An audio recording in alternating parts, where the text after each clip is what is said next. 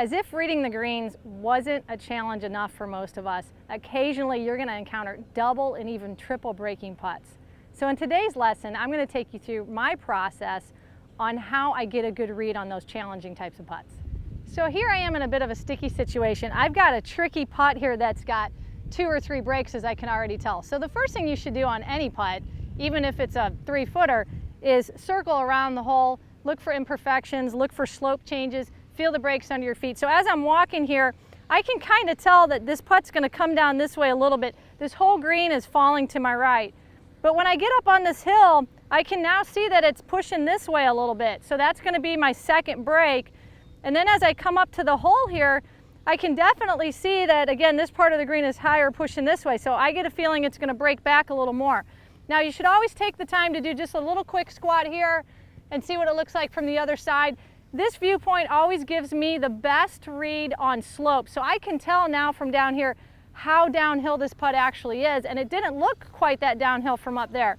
So again, I'm looking for imperfections, I'm checking out the slope. Here I can really see where that second break's going to take place.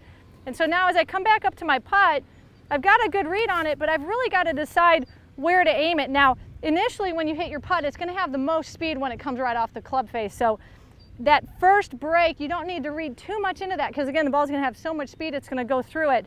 What I'm really focused on this putt is actually that second break, because I see it being the biggest one. So my eyes are looking at a spot right out here where I think if that putt takes that hill and dies down, it's going to die down a few feet to the left of the cup, and then it's going to take that third break back in.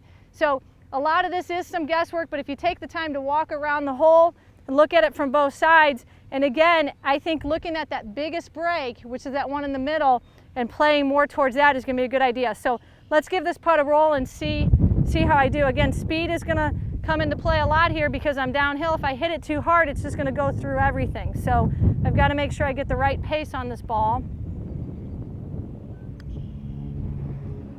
There you can see it taking the second break, and now it's funneling back in on the third break. And you'll notice that first one, it hardly moved to the right at all, so I think my read was pretty good.